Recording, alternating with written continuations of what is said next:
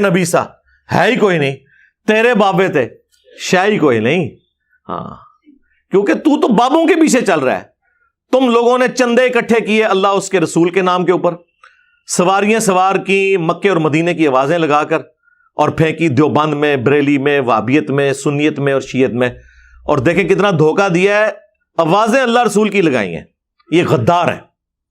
لوگ کہتے ہیں جی ان کے ساتھ ذرا نرمی سے بات کریں.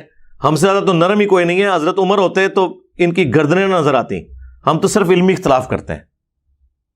رہ گیا اگر یہ کافر ہونے کی اناؤنسمنٹ کر دیں تو ہم ان کی بات کرنا بھی چھوڑ دیں گے. ٹھیک ہے، مر جائیں کفر کی موت. لیکن اگر آپ اسلام میں رہتے ہوئے نام لوگے اللہ اور اس کے رسول کا تو آپ ہو غدار. تو غداروں کو تو ہم نہیں چھوڑیں گے. آپ کافر مر جاؤ کچھ بھی نہیں کہیں گے. قرآن میں ہے وَلَا تَسُبُّوا الَّذِينَ يَدْعُونَ مِن دُونِ اللَّهِ فَيَسُبُّوا اللَّهَ عَدْوًا بِغَيْرِ عِلْمٍ. لوگوں کے جھوٹے خداؤں کو گالی مت دو ورنہ وہ تمہارے سچے خدا کو گالی دیں گے بغیر علم کے. ہم نے تو خیر گالی کبھی بھی نہیں دی، لیکن یہ کافروں کے لیے ہے. مسلمانوں نے جو جھوٹے خدا گھڑ لی ہیں، جھوٹے پیغمبر گھڑ لی ہیں، جھوٹے بابے گھڑ لی ہیں قرآن و سنت کے مقابلے پہ، انہوں نے تو لمبا بنایا جائے گا علمی طور پہ، کیونکہ وہ غدار ہیں. کافر ہو جائیں ٹھیک ہے، آج مجھ سے سرٹیفکیٹ لے لیں، میں کل سے ان کے بارے میں بات کرنا چھوڑ دوں گا. لیکن اگر آپ اسلام کا نام لیں گے اور اسلام کے نام سے دھوکہ دیں گے اس امت کو تو سرکار غدار کی سزا تو دنیا کے ہر قانون کے اندر یہی ہوتی ہے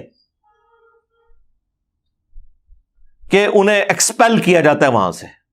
ہم چونکہ اس طرح کے معاملات میں نہیں اترتے، ہم تو صرف علمی اختلاف کرتے ہیں. تو یہ فرقہ واریت ان لوگوں نے پھیلائی ہوئی ہے. نبی علیہ السلام کے بارے میں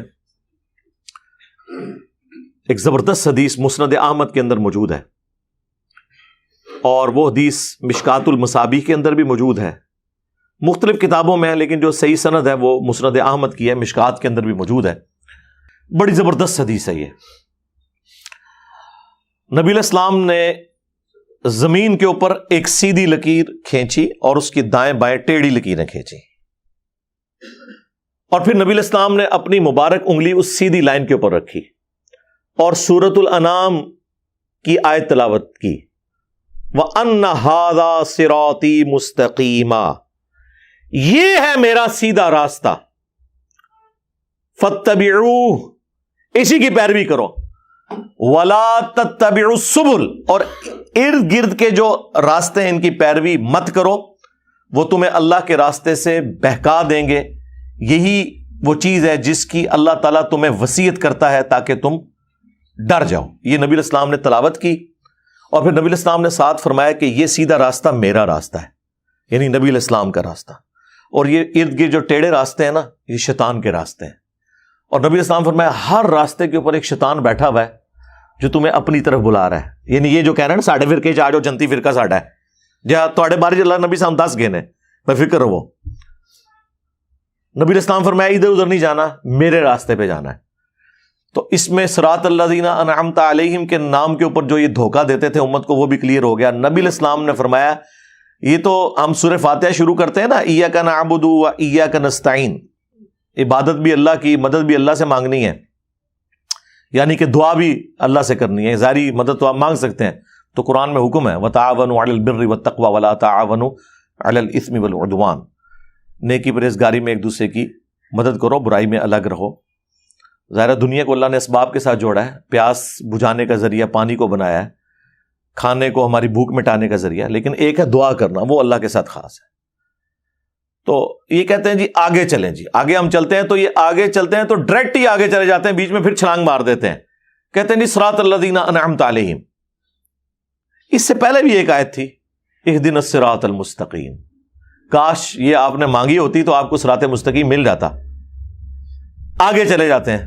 ہم کہتے ہیں جی آگے چلنے سے پہلے ذرا پیچھے دیکھ لیں آپ نے کیا پڑھا ہوا ہے.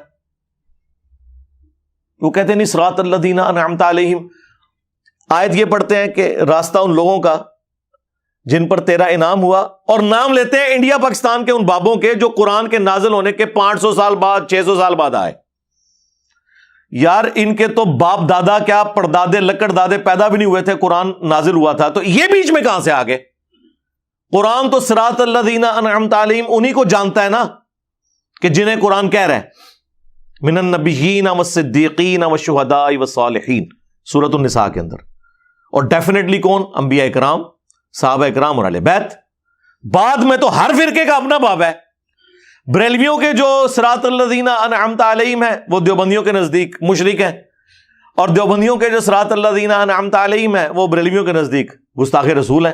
سامو بڑے بڑے صراط الذین انعمت علیہم، اور ہمارے صراط الذین انعمت علیہم وہ ہیں جنہیں سارے مانتے ہیں، یعنی نبی الاسلام، اہل بیت اور صحابہ اکرام علیہم رضوان و علیہم السلام اجمعین۔ ٹھیک ہے، تو پیچھے آپ پڑھ کے دیکھیں اہدنا الصراط المستقیم، اے اللہ ہمیں چلا سیدھے راستے پر، راستوں پر نہیں۔